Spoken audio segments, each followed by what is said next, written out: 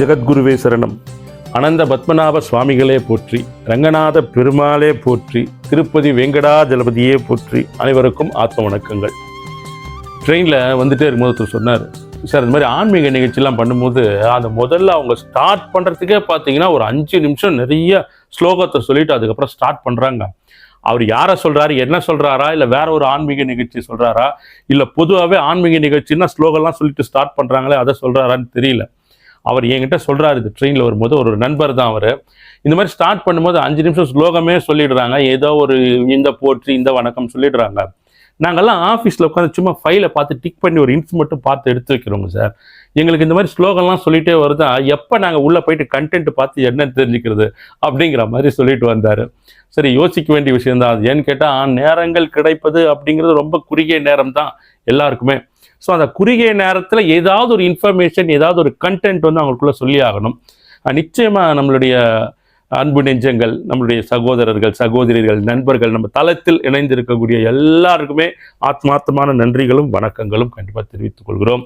ஏன்னு கேட்டால் நம்முடைய ஸ்ரீ ராகவேந்திர விஜயம் 55,000 சப்ஸ்கிரைபர்களை கடந்து சென்று கொண்டிருக்கிறது. 55,000 அட என்னங்க 55,000 பெரிய இது. அவங்க எத்தனை 100K 200K 500Kன்னு வச்சுருக்காங்க அப்படின்னு கூட சொல்லலாம். ஆனால் இது 50,000 கடந்தது வந்து மிகப்பெரிய ஒரு பெரிய ஜம்ப் தான் அது. கண்டிப்பாக பகவானுக்கும் இறைவனுக்கும் எல்லாம் வல்ல ஜெகத்குரு மகாபிரபு ஸ்ரீ ராகவேந்திர சுவாமிகளுக்கு நன்றிகளை தெரிவித்துக் கொள்கிறோம். தொடர்ந்து சப்போர்ட் பண்ணிகிட்டு இருக்கு உங்களுக்கும் நன்றிகளை சொல்லிட்டு இருக்கோம். நம்ம சேனல்லாம் பார்த்தீங்கன்னா இப்போ சமீபமாக தான் ஓரிரு வருடங்களாக தான் வந்து அந்த கடைசியில் அது சப்ஸ்கிரைப் பண்ணுங்க அப்படின்னு சொல்லிட்டு ஒரு டெக்ஸ்ட் ஒன்று வரும். நான் வந்து வேர்பலாக சொல்கிறதே கிடையாது. எப்பவுமே நம்ம இந்த நிகழ்ச்சியை கடைசி வரைக்கும் பாருங்கள், இது சப்ஸ்கிரைப் பண்ணுங்கள், லைக் பண்ணுங்கள் அப்படின்னு சொல்கிறதே கிடையாது. ஆனால் எத்திக்ஸ் அப்படிங்கிறது என்னென்னா, டிஜிட்டலாக நம்ம ஒரு இன்ஃபர்மேஷன் கொடுக்குறோம் சொல்கிறோம் அப்படின்னு சொன்னால் கண்டிப்பாக அதை சொல்லணும். இது சொல்கிறது தப்புலான்னு கிடையாது. ஆனால் நாம் அதை ஏனோ சொல்கிறதே கிடையாது. கடந்த ஓரிரு வருடங்களாக தான் வந்து அந்த சப்ஸ்கிரைப் பண்ணுங்க அப்படின்னு சொல்லிட்டு ஜஸ்ட் ஒரு கிராஃபிக் வந்து போகும். சரி, ஓகே, எல்லாம் பகவானுடைய அருள். அதை தவிர்த்து நிறைய அன்பு நெஞ்சங்கள், நிறைய அன்பர்கள் நீங்களாம் என்ன பண்ணுறீங்க, சகோதர சகோதரிகள், உங்களுடைய வாழ்த்துக்களை, உங்களுடைய அப்ரிசியேஷனை வந்து தொடர்ந்து நீங்கள் மெசேஜில் கொடுத்துட்ருக்கீங்க. எனக்கு அதுக்கு என்னுடைய வணக்கங்களை தெரிவிச்சுக்கிறேன். உரிய பதில் சரியான நேரத்தில் உங்களுக்கு அதில் கொடுக்க முடியறதில்லை. நிச்சயம் நீங்கள் கொடுக்கக்கூடிய மிகப்பெரிய உந்துதல், அதெல்லாம் வந்து ஒரு பெரிய என்கரேஜ்மெண்ட். டெஃபினட்டாக நீங்கள் கொடுக்கக்கூடிய இந்த என்கரேஜ்மெண்ட், இந்த பாராட்டுரைகள் எல்லாத்தையுமே மந்த்ராலய மகாபிரபு ஜெகத்குரு ஸ்ரீ ராகவேந்திர சுவாமிகளுடைய பொற்பாத கமலங்களில் பணிவுடன் சமர்ப்பிக்கின்றேன். என்னன்னா வாரியார் சுவாமிகள் சொல்வார் ரொம்ப அற்புதமாக. ஏன்னா நீங்கள் கொடுக்கின்ற பாராட்டுதல்கள், போற்றுதல்கள்லாம் அதெல்லாம் எனக்குரியவை கிடையாது, அதெல்லாம் குருராஜருக்குரியவை, அவரது பொற்பாத கமலங்களில் சமர்ப்பிக்கப்பட வேண்டியவை. நிச்சயமா coming to the point, Variyar சுவாமிகள் சொல்வார், இந்த கங்கா ஜலம், கங்கா தீர்த்தம் வந்து ஒரு சொம்புல இருக்கு அப்படின்னா, அந்த கங்கா தீர்த்தத்துக்கு வந்து பூஜை பண்ணும்போது அந்த சொம்புக்கு தான் வந்து மாலை போடுறது, பொட்டு வைத்தல், இந்த மங்கள பொருட்கள்லாம் வச்சு பூஜை பண்ணுவாங்களா, மாலையெல்லாம் அணிவித்து. ஆனால் அது ஆக்சுவலாக அது அந்த சொம்புக்கு கிடையாது, அந்த பாத்திரத்திற்கு கிடையாது. அந்த பாத்திரத்தில் உள்ளே இருக்கக்கூடிய அந்த புனித நீருக்குத்தான் இவையெல்லாம் நடைபெற்று கொண்டிருக்கிறது. அந்த மாதிரி நீங்கள் கொடுக்கின்ற அந்த பாராட்டுதல்கள் போட்டு நிறைய மெசேஜஸ் பர்சனலில் வருது, அதே மாதிரி இந்திலையும் மெசேஜஸ்லேயும் போட்டுட்ருக்கீங்க. நிச்சயம் நீங்கள்லாம் பார்க்கணும் அப்படிங்கிறதுக்காக இந்த நிகழ்ச்சியே நடந்து கொண்டிருக்கிறது. குருராஜருடைய அருளும் அனுகிரகமும் அதற்காகத்தான் வழிநடத்தி கொண்டிருக்கிறது. எங்கெங்கோ இருக்கின்ற பல்வேறு அன்பு நெஞ்சங்களுக்கு உரிய ஒரு செய்தியை, ஒரு தகவலை நம்முடைய ஸ்ரீ ராகவேந்திர விஜயம் ஒவ்வொரு எபிசோடும் கொண்டு சென்று சேர்த்து கொண்டிருக்கிறது. அது எந்த மாதிரியான ப்ராப்ளம் சால்வ் பண்ணுது அப்படின்லாம் தெரியாது. பட் ஏதோ something happen in some other places நடந்துட்டு இருக்கு. கடந்த பதிவில் பார்த்துருப்போம், திரு தணிகவேல் சார் அவர்கள், அவருக்கும் நிறைய பாராட்டுகள் வந்திருந்தது.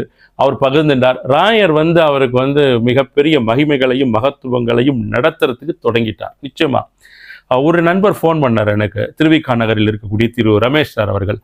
அவர் ரேர் தான் கால் பண்ணுறாரு. திடீர்னு கால் பண்ணி, சார் இந்த கடைசி எபிசோட் பார்த்தேன் சார், நீங்கள் பேசினது அந்த தணிகவேல் சார் பற்றி நீங்கள் பேசியதெல்லாம், இதுக்கு முந்தைய எபிசோட் பார்த்தேன் சார், இதெல்லாம் யாருன்னா புதுசாக பார்த்தா இதெல்லாம் எப்படி நம்புவாங்கன்னே தெரியல. ஆனால் நாங்கள் வந்து ஆரம்ப கட்டத்திலிருந்து, முதலிலிருந்து இந்த நிகழ்ச்சியில் நீங்கள் சொல்லக்கூடிய ஒவ்வொரு பகுதியிலிருந்து, அது மாதவன் மெட்ரோ ரயில்வே ஸ்டேஷனுக்கு வந்ததில் இருந்து, பகவதி அம்மாள் அவர்கள் பூஜித்த வெட்டுடையார் காளியம்மன் அவர்களுடைய அந்த சிலையிலிருந்து, அது குருஜி அவர்களை கூட்டி சென்று அந்த சிலையை எடுத்துக்கொண்டு தனிமையில் அவருடைய இல்லத்திற்கு கொண்டு வந்தது, அவருடைய வீட்டிற்கு அன்று இரவு அவர் கால் பண்ணது, இதெல்லாம் நாங்கள் பகுதியாக பார்த்துட்டு வரும்போது எங்களுக்கு நிச்சயமா அது தெரியுது சார், எந்த மாதிரிலாம் வந்து ராயருடைய அருளும் அனுகிரகமும் வழி நடத்தி கொண்டிருக்கிறது அப்படின்னு சொல்லிட்டு ரொம்ப வந்து சந்தோஷப்பட்டாரு. ஒரு அற்புதமான நிகழ்ச்சிலாம் ராகவேந்திர விஜயம் கொடுத்துட்டு இருக்குன்னு சொல்லிட்டு. நிச்சயமாக ராகவேந்திர பக்த உலகம், அந்த பக்தி உலகம் அப்படிங்கிறது ஒரு தனித்துவமான உலகம். இதை எங்கேயும் போயிட்டு வெளியே போயிட்டு கூக்குரல் இட்டு சொல்ல முடியாது, ஐயோ இப்படி பண்ணிட்டார் ராயர், இப்படி நடந்தது அப்படி நடந்தது என்று. நீங்க அவர் மீது ஆத்மார்த்தமான பக்தி தொடர்ந்து அவர் மீது வைத்து சரணாகதி, நீங்க தான் சரணாகதி, உங்களுடைய பொற்பாத கமலங்களே சரணாகதி அப்படின்னு சொல்லிட்டு நாம பிரார்த்தனை பண்ணிட்டு இருக்கும்போது நிச்சயமா உங்களுக்கு உண்டான வழியையும் உங்களுக்கு உண்டான அருளையும் அவர் தவறியதே கிடையாதுங்க. இது கண்கூடான உண்மை. அதுக்கெல்லாம் சாட்சிகளாகத்தான் நிறைய அன்பர்களை தொடர்ந்து இதை பேச வச்சுட்டு வந்திருக்கோம். அதில் திரு தனிவேல் அவர்களும் விதிவிலக்கு கிடையாது. எத்தனையோ வருடங்கள் மாறி மாறி மாறி வந்து இறுதியாக இந்த நிலைக்குத்தான் உன்னை இந்த இடத்துக்கு, இந்த நிலைக்கு நாங்கள் வர்றதுக்கு தான் இந்த மாதிரி சூழல்கள் எல்லாம் நடந்திருக்குது அப்படின்னு சொல்லாமல் சொல்கிறார் போல் இருக்கிறது ராயருடைய அருளும் அனுகிரகமும். இப்பவும் நான் சொல்றேன், திரு ரமேஷ் அவர்கள் சொன்னார், சார் நீங்க அதில் பேசும்போது சொல்லுவீங்க ராயர் இங்கிருந்து எடுத்திருக்கோம், இப்போ இந்த நிகழ்ச்சி நடந்திருக்கு, இதுமேல் என்ன பண்ணுவாருன்னு தெரியாது அப்படிங்கிற மாதிரி நீங்க ஒவ்வொரு முறையும் சொல்லுவீங்க. அது உண்மையிலேயே அவர் அதுக்கு அடுத்த கட்டமாக என்ன செய்ய போறாருன்னு தெரியல. இது வந்து ஒரு டிவைன் மேஜிக்கா இருக்கு அப்படின்னு நாங்கள் பேசிட்டு இருந்தோம் அன்னைக்கு. அந்த மாதிரி தான் இன்னைக்கு கூட கடைசியாக நம்முடைய பணி அப்படிங்கிறது, ராயரட்ட பணி நமக்கு அப்படிங்கிறது, திரு தனிகவேல் சார் அவருடைய இல்லத்தில் அந்த யாக குண்டத்தின் மீது அமர்ந்திருக்கின்ற குருராஜர் இந்த இடத்தில் இவரிடம் அமர்ந்திருக்கிறார், இந்த இடத்தில் அமர்ந்து அருள்பாலிக்கிறார் அப்படிங்கிற தகவல் நாம் சொல்ல வேண்டியதாக இருந்தது, சொல்லிவிட்டாகிவிட்டது. இதுக்கு அடுத்தபடியாக அவர் என்ன செய்ய போகிறார், அந்த இடத்தில் என்ன நடக்கப் போகிறது அப்படிங்கிறது நிச்சயம் அவருடைய அருளும் அனுகிரகமும் இருந்துதான் வழி நடத்தும். அதே மாதிரி அதுக்கு முன்ன ஒரு பதிவு போட்டிருந்தோம். திரு இளவரசன் சார் அவர்கள் குருராஜர் மீது அத்தியந்த பக்தி கொண்டவர். அவர் அந்த எபிசோட் நீங்க பார்த்துருந்தாலே தெரியும். அகமலை அப்படின்னு சொல்லிட்டு ஒரு இடம் இருக்கு. அகமலை அது எங்க இருக்குன்னா சோத்துப்பாறை டேம், அந்த பெரிய குளம்னு ஒரு இடம் இருக்கு, தேனி. அந்த இடத்துல தான் அந்த மலை மேலே போனோம். அது ஒரு இந்த திரைப்படம் ஒன்று பார்த்துருப்பீங்க, இந்த பிதாமகன் அப்படின்னு சொல்ற ஒரு திரைப்படத்தில் ஒரு காடு போன்ற ஒரு பகுதி காமிப்பாங்க. அந்த காடு தான் வந்து அந்த இதுதான் வந்து அகமலை. நீங்கள் அங்கே நிச்சயமாக போயிட்டு வாங்க. அந்த இடம்லாம் வந்து அங்கே இருக்கக்கூடிய அந்த சிலை வந்து காஞ்சிபுரத்தில் தான் அவர் வந்து பண்ணார். திரு இளவரசன் சார் அவர்கள் அந்த சிலை வந்து குருராஜருடைய திருவுருவச் சிலை காஞ்சிபுரத்தில் ஒரு சிற்பியிடம் செதுக்கப்பட்டது. ஆற்காட்டிலிருந்து ஒரு நிகழ்விற்காக ஒரு சிலை எடுத்து வருவதற்காக ஆற்காட்டில் இருக்கக்கூடிய நண்பர்களோடு, ஆற்காட்டில் இருக்கக்கூடிய அபிநவ மந்திராலயம் அந்த கோயிலுக்காக பார்க்கும்போது ஒரு இடத்துல ஒரு சிலை இருந்தது அந்த சிற்பி கிட்ட. அப்போ நான் கேட்டேன், இந்த சிலை எங்கெங்க யாருக்காக ரெடி ஆயிருக்கு அப்படின்னு கேட்கும்போது அவர் சொன்னார், இல்லைங்க இது வந்து நடிகர் இளவரசன் ஒருத்தர் இருக்கார் இல்லையா, இது அவருக்காக தயார் பண்ணி வச்சிருக்கோம், அவர் ஆர்டர் பண்ணிட்டு போயிருக்காரு அப்படின்னு சொல்லிட்டு அந்த கதைகள்லாம் சொன்னார்.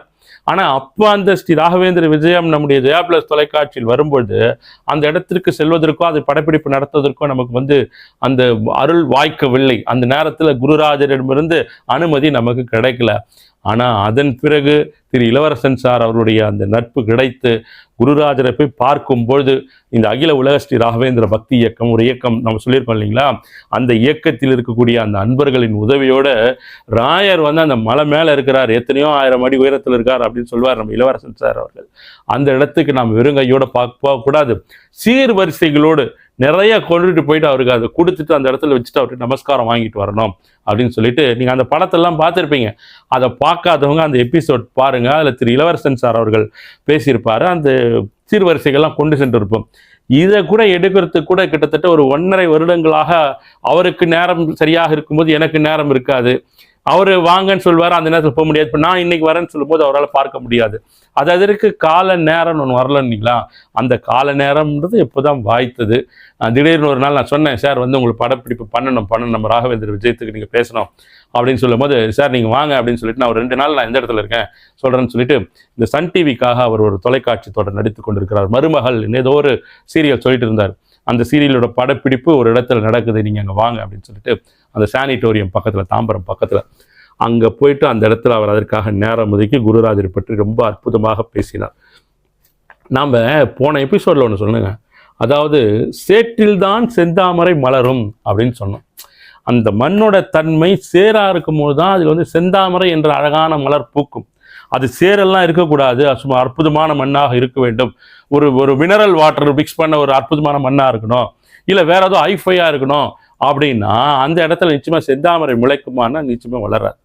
ஒரு காலம், ஒரு நேரம், ஒரு சூழல் அப்படிங்கிறது அமையும் பொழுதுதான் அந்த இடத்தில் அந்த செந்தாமரை மலரும். அதை போல தான் எல்லாமே திரு தனிவேல் சாராகட்டும், திரு இளவரசன் ஆகட்டும், அவராகட்டும், அவருக்கெல்லாம் குருராஜர் இந்த இடத்தில் அவர் தாம் இருக்கிறேன் அப்படின்னு சொல்லிட்டு வெளியே கொண்டு வந்து அவர் யாருன்னு வெளியே கொண்டுறாரு இல்லையா, அவரையே இங்கே இந்த இடத்துல போயிட்டு உட்காரலாம் அப்படின்னு சொல்லிட்டு அவர் டிசைட் பண்றாரு இல்லையா, அதுக்கே அந்த தன்மையுடன் இருந்தால்தான் திரு இளவரசன் சார் அவர்கள் இந்த குணநலுடன் இந்த மாதிரி இப்படி இருந்தால்தான் அவருடைய குருராஜருடைய அனுகிரகம் ஆசிகளும் கிடைக்கப்பட்டு அகமலை என்ற அந்த மிகப்பெரிய மலையில் அந்த இடத்தில் அவரிடத்தில் போயிட்டு அவர் அமர முடியும். ரொம்ப அன்பான வரவேற்பு கொடுத்தார்கள். அந்த நேரத்தில் அவர் மறக்க முடியாத நாட்களாக இருந்தது. ஒரு 2 நாட்கள் என்று நினைக்கிறேன். அப்போ அது 2-3 வருடங்களுக்கு முன்னால் போனது. நிச்சயம் நீங்களும் போக ட்ரை பண்ணுங்க. அதில் அவர்களுடைய ஃபோன் நம்பர் இருக்கும். அந்த ஃபோன் நம்பர் கேளுங்க. இப்போ ரொம்ப குளிர்காலம் இருக்கும், கேளுங்க. ஒரு நாள் காலையில் போயிட்டோம்னா அந்த இடத்துல இருந்து ஈவினிங் திரும்பி வந்துடலாம். திரு இளவரசன் சார் அவர்கள் ஒரு ஹம்பிள் பர்சன், ரொம்ப கைண்ட் பர்சன். நிச்சயமாக உங்களுக்கு என்ன உதவிகள் தேவை, எப்படி போனோம், என்ன டீட்டெயில்ஸ் சொல்லிட்டு உங்களுக்கு எல்லா அரேஞ்ச்மெண்ட்ஸும் அவர் சொல்லுவார், எந்த மாதிரிலாம் போகலாம் அப்படின்ட்டு. நிச்சயமாக தியானம் பண்ணுறதுக்கு ரொம்ப உகந்த அற்புதமான ஒரு இடமாக அந்த இடம் இருக்கும். அந்த இடத்துல ஒரு வனாந்திர பகுதின்னு அவர் சொன்னார் பாருங்க. அந்த பஞ்சபூதங்களும் ஆட்சி செய்யக்கூடிய இடம் அந்த சொக்கநாதர் மலை, அப்புறம் காளியம்மன், நிறைய விஷயங்கள், நிறைய தகவல்கள் அந்த இடத்துல இருக்குது. நிறைய வணங்கக்கூடிய இடங்கள் இருக்குது அந்த இடத்துல. பல மாற்றங்கள்னால அங்கே போயிட்டு ராயருக்கு மிகப்பெரிய ஒரு அபிஷேகமே பண்ணிட்டு வந்தேன். ரொம்ப நீண்ட நேரம் அந்த இடத்துல இருந்து அபிஷேக பொருட்கள்லாம் எடுத்து போயிட்டு ராயர் இங்கே உட்காந்துட்டாரு, மேலே இந்த இடத்துல உட்காந்துட்டு இருக்காரு, அவரை பார்க்கணும் அப்படின்னு சொல்லிட்டு நாங்கள் போயிட்டு அபிஷேகம்லாம் பண்ணி அவரை பிரார்த்தித்து விட்டு அந்த இடத்துல இருந்து வந்தோம் அகமலையில். ரொம்ப அவங்க திரு இளவரசன் சார் அவர்கள் குடும்பம் எல்லாமே மிக அன்பானவர்கள். அந்த இடத்துல அந்த உபசரிப்பு, அந்த கவனித்தல், அந்த ஹாஸ்பிட்டாலிட்டி, வர்றவங்களுக்கு தேவைப்பட்டதை கொடுத்தது, அது எல்லாமே அது ஒரு மறக்க முடியாத நாள். அந்த நாள் போயிட்டு வந்தது. நிச்சயம் நீங்களும் ட்ரை பண்ணுங்க போகிறதுக்கு. ஸோ குருராஜருடைய அருளும் அனுகிரகமும் ஆசிகளும் நாம் பெற வேண்டும் அப்படின்னு சொன்னால் அந்த சரணாகதி பக்தி மூலமாகத்தான் பெற முடியும். அதைத்தான் கடைசி 2 எபிசோடில் அவங்க 2 பேரும் சொல்லிட்டு இருந்தாங்க. அந்த சரணாகதி பக்தி அப்படிங்கிறத வாழ்க்கையில் எது நடந்தாலும் உமது அருளும் ஆசிகளும் கிடைக்கணும், அவை வாழ்ந்தாலும் சரி விழுந்தாலும் சரி உங்கள் சன்னிதானமே எங்களுக்கு சரணாகதி அப்படிங்கிற ஒரு எண்ணத்தில் நாம் தொடர்ந்து குருராஜரை பிரார்த்திக்கும் பொழுது நம்முடைய தேவைகள் அனைத்தும் நிச்சயமாக நிறைவேற்றப்படும். நாம் அதனால தான் இப்போ இந்த 50,000 சப்ஸ்கிரைபர் தாண்டி நம்மளுடைய ராகவேந்திர விஜயம் சேனல் நகர்ந்து போயிட்டுருக்கு. இதில் தொடர்ந்து நம்மளை ஃபாலோ பண்ணிட்டு இருக்கக்கூடிய அந்த பக்தர்களுக்கு, குருராஜருடைய அத்தியந்த சிஷ்யர்களுக்கு, அந்த உடல் உபாதை உள்ளவர்களுக்கு, ஏதேனும் பிரச்சனை இருக்கிறவங்களுக்கு, தீர்க்க முடியாத ஏதாவது ஒரு ப்ராப்ளம் இருக்குது, இந்த மாதிரி நிறைய பதிவுகள் தொடர்ந்து நம்முடைய தளத்தில் கொடுத்துட்டே வராங்க. அவங்களுக்கு ஏதாவது ஒரு மாற்றங்கள், ஏதாவது நம்மால் முடிந்தவை செய்யணும் அப்படிங்கிற காரணத்துக்காக தான் திரு தனிவேல் சார் அவர்களிடம் பேசி நீங்கள் நிறைய யாகம் பண்ணியிருக்கீங்க. அதனால் அவருக்கு சொல்லி, இதெல்லாம் போன எபிசோடில் சொன்னது தான். நீங்கள் கண்டிப்பாக அவர் என்ன மறுநாள் ஃபோன் பண்ணி என்ன சொன்னார், சார் நிறைய பேர் கால் பண்ணிட்டாங்க, நிறைய பேர் கொடுத்துட்டே இருக்காங்க டீட்டெயிலு. நான் அந்த ஏகாதசி நேற்று நினைக்கிறேன், அது நேற்று அதுக்கு முன்தினமோ, ஏகாதசி நேற்று முன்தினம் அவர் நான் பிரார்த்திக்க ஆரம்பித்து விட்டேன் அப்படிங்கிற மாதிரி சொல்லிட்டு இருந்தார். நிச்சயம் குருராஜருடைய அருள் அனுகிரகம் ஆசிகள் எந்த இடத்தில் எந்த சாவி வச்சு ஓப்பன் பண்ணால் அந்த கதவு திறக்கும் அப்படிங்கிறது நமக்கு தெரியாது. நிச்சயமாக இந்த இடத்துல போனால் இந்த பிரச்சனை தீர்க்கப்படும் அப்படின்னு தெரிஞ்சாதான் நம்ம அந்த இடத்துக்கு போக முடியும். ஸோ அது தெரியும் வரை நாம் கேட்பவை, நாம் பார்ப்பவை, நாம் சந்திப்பவை, இவையெல்லாம் நம்முடைய பிரச்சனைக்கு நிச்சயமாக குருராஜர் ஒரு வடிகாலாக வைத்திருப்பார் என்பதை திண்ணமாக உறுதியாக நம்ப வேண்டும் நம்ம. ஸோ என்றாவது ஒரு நாள் நிச்சயம் உங்களுக்கு இருக்கக்கூடிய பிரச்சனைகள், உபாதைகள், உங்களுடைய எதிர்பார்ப்புகள், சந்தான சம்பத் பரிசுத்த பக்தி அப்படின்னு சொல்லுவாங்க, அந்த மாதிரி உங்களுக்கு தேவையானவை அந்த பக்தி செலுத்தும் பொழுது நிச்சயமாக கிடைக்கும். மீண்டும் அடுத்த பதிவில் சந்திப்போம். நன்றி, வணக்கம். ஜெகத்குருவே சரணம்.